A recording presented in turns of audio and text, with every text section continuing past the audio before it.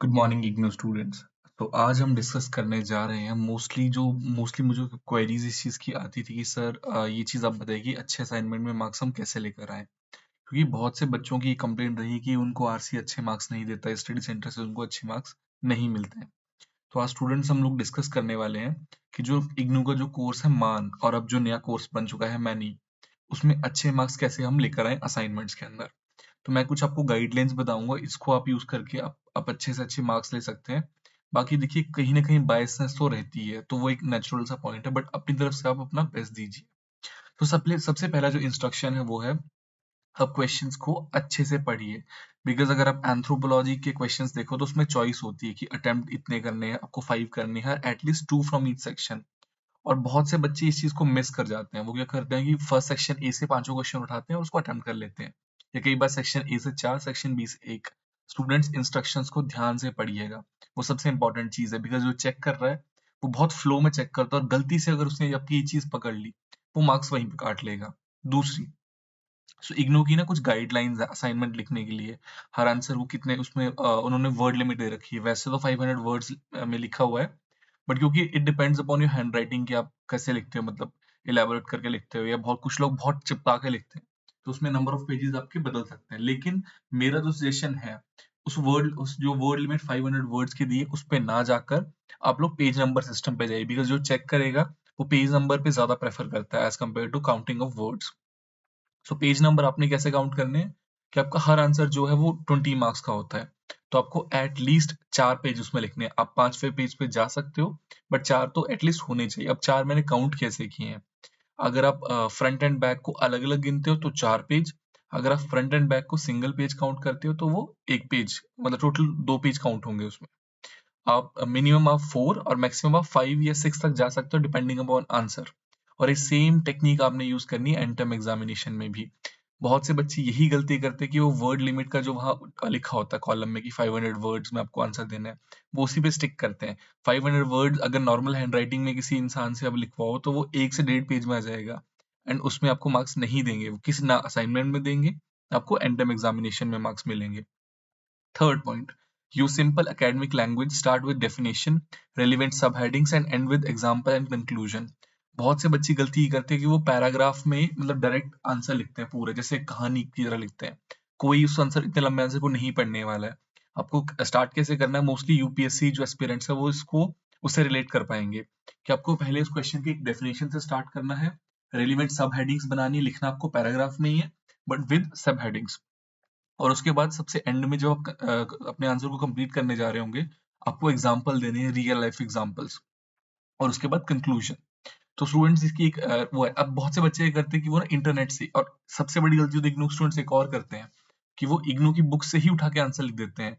अब जो चेक करेगा उसको बुक की लैंग्वेज पता है, तो वहां पे मार्क्स कट जाएंगे। इसलिए आप पहले अपने आंसर को टाइप करके एक फ्रेम बनाइए और फिर उसको लिखना शुरू कीजिए। बिकॉज कई बार ऐसा होता है कि लिखते लिखते आपको ध्यान है कि मैंने मैक्सिमम चीज अटेम्प्ट कर ली है, अब तो कुछ लिखने के लिए बचा ही नहीं है, तो वहां पे आप फंस जाओगे बीच में। सो सबसे पहले आंसर को आप टाइप फॉर्म में रिटर्न में बनाइए। आप इंटरनेट सोर्सेज की हेल्प ले सकते हो, बट बहुत अच्छे से फ्रेम कीजिए आंसर को, क्योंकि लोग पढ़ते हैं आंसर को। बहुत से लोगों को लगता है ना कि वो तो नहीं पढ़ते, चेक कर लेते हैं, आंसर पढ़ते हैं। और अगर आप उसको एक पार्ट्स में बना के लिखोगे ना कि डेफिनेशन देन सब हेडिंग्स उसके बाद कंक्लूजन और ये सब चीजें, वो लोग उनको पढ़ेंगे, उनको एक प्रेजेंटेबल चीज लगना चाहिए पूरा answer. Fourth point, incorporate relevant concepts and keywords. Underline important point, सबसे इंपॉर्टेंट चीज है अंडरलाइन इंपॉर्टेंट पॉइंट्स। मान लीजिए अपने अपने आंसर में कोई इंपॉर्टेंट चीज लिखी है, उसको अंडरलाइन कीजिए। आप लोग को वैसे तो ब्लैक एंड ब्लू पेन ही यूज करना है, ब्लू पेन से आंसर लिखेंगे तो आप ब्लैक पेन से उसको हाईलाइट कर सकते हैं, अंडरलाइन कर सकते हैं। नेक्स्ट, फिफ्थ पॉइंट, और ये सबसे इंपॉर्टेंट पॉइंट है, बहुत से बच्चों को ये डाउट रहता है कि लिखना किस पे आंसर। सो आप A4 शीट्स भी यूज कर सकते हैं, प्लेन जो प्रिंटिंग पेपर आता है, और आप लोग रूल्ड शीट्स भी यूज कर सकते हैं। बट प्रैक्टिकल शीट्स यूज मत कीजिएगा, बिकॉज वो A4 नहीं होती हैं। जब आप सबमिट करने जा रहे होते हैं, मैंने बहुत से बच्चों को देखा कि उन्होंने पूरा असाइनमेंट जो वो प्रैक्टिकल शीट्स में लिखा हुआ है, बट जब आप फ्रंट पेज प्रिंट करवाओगे या खुद हाथ से बनाओगे वो अलग साइज का होगा, और वो मिसमैच हो रहा होता है। इसलिए अगर आप लाइन शीट यूज कर रहे हैं तो लाइन शीट अलग से आती है उसके लिए, मतलब जो लाइन शीट आपकी उसके लिए A4 साइज की अलग से भी आती है। आप लाइन भी यूज कर सकते हैं, आप प्लेन भी यूज सकते हो, whatever सूट्स, जिसमें आप कंफर्टेबल लिखने आप दोनों ही यूज कर सकते हो। बट ध्यान रखिए शीट्स A4 ही होनी चाहिए। सिक्स्थ पॉइंट, असाइनमेंट की ना कुछ डिटेल है जो आपके फ्रंट पेज बनाना होता है उसमें अच्छे से। मैं ट्राई करूँ कि मैं वीडियो के साथ लिंक में एक आपका गूगल का लिंक एक अटैच कर दूं, इसमें एक फ्रंट पेज का एक सैंपल होगा, और उसमें जो इन्फॉर्मेशन आप उसको लिख भी सकते हो अपने हाथ से फ्रंट पेज के लिए। आप उसको प्रिंट करा के डायरेक्टली अपनी इन्फॉर्मेशन फिल उसमें करके आप अटैच भी कर सकते हो। इसके अलावा उसका ना एक फॉर्मेट असाइनमेंट लिखने का। सबसे पहले assignment should start with a front page. उस फ्रंट पेज में कुछ एक बेसिक डिटेल जो आपको सबको लिखनी ही पड़ेंगी। उसके बाद क्वेश्चन पेपर वही जिसके आंसर आपने आगे लिखे हैं वो कर देना।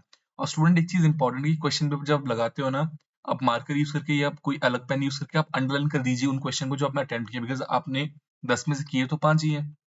तो आप उनको अंडरलाइन, ताकि चेक करने वाले को एटलीस्ट ध्यान रहे कि आपने कौन से किए हैं। बाकी हाँ, आंसर में आप क्वेश्चन नंबर भी डालिएगा और क्वेश्चन लिख देंगे फिर तो और अच्छी चीज है। बट हाँ, जो क्वेश्चन पेपर आप लगा रहे हो उसमें अंडरलाइन कर देखिए मैंने ये वाले 5 अटेम्प्ट किए हैं, ताकि उसको पहले से ध्यान रखिए आपने एज पर इंस्ट्रक्शन ही किए हैं, 2 फ्रॉम ईच सेक्शन। उसके बाद फ्रंट पेज के बाद क्वेश्चन पेपर, देन उसके बाद आप अपना आईडी कार्ड लगाएंगे। बहुत से बच्चे गलती करते हैं आईडी कार्ड ना लगाने की। आईडी कार्ड के बाद आप अपना आंसर उसमें अटैच करेंगे। अच्छा, next 7th point, attempt latest questions only. क्योंकि आप लोगों को पता होगा इग्नू 2 सेशन के लिए, दैट मीन्स कि एक पूरे साल के लिए हर 2 6 महीने वाले सेशन के लिए सेम क्वेश्चन पेपर देता है। बट फिर क्वेश्चंस चेंज होते हैं। बहुत से बच्चे गलती करते हैं कि वो पुराना ही उठा के ले आते हैं, या तो किसी और को उठा कर दे देते हैं, बिकॉज अब तो क्योंकि काफी आरसीज में ऑनलाइन सबमिट होता है, तो मैंने तो कई बार ये भी देखा कि एक असाइनमेंट 20 बच्चों ने सबमिट किया होता है, और वो भी सीक्वेंस में। चेक करने वाले को राइटिंग बड़ा जल्दी पता चल जाता है, इसलिए आपके मार्क्स कटते भी है वहां पे। तो कोशिश कीजिएगा असाइनमेंट आप खुद बनाएं, और आप उस चीज को सबसे इंपॉर्टेंटली आप उसमें ये चीज जरूर की सबसे लेटेस्ट असाइनमेंट मैं लिंक अटैच कर दूंगा वीडियो के साथ। इग्नू ने एक नई वेबसाइट बनाई है असाइनमेंट्स के लिए। बहुत से बच्चे पुरानी वेबसाइट पे ढूंढ रहे हैं, तो नई वेबसाइट का लिंक मैं वीडियो के डिस्क्रिप्शन में अटैच कर दूंगा। तो आपको ऐसे सबमिट करना है। अच्छा, सबमिट असाइनमेंट्स ऑन टाइम। बहुत से बच्चे के असाइनमेंट लेट सबमिट करने जाते हैं, आरसी को रिक्वेस्ट करते हैं, कई बार स्टडी सेंटर ले भी लेते हैं, बट रिव्यू के लिए वो नहीं भेजे जा रहे होते बाद में। तो ये जरूर इंश्योर कीजिए। अच्छा, सबमिशन का एक पॉइंट सबसे इंपॉर्टेंट है, सबमिशन कैसे करना है। एंथ्रो का अलग, जितने भी इंडिया में आरसी उन सबका अपना अपना तरीका होता है। स्टडी सेंटर का असाइनमेंट स्टडी सेंटर सबमिट करेगा, रीजनल सेंटर नहीं।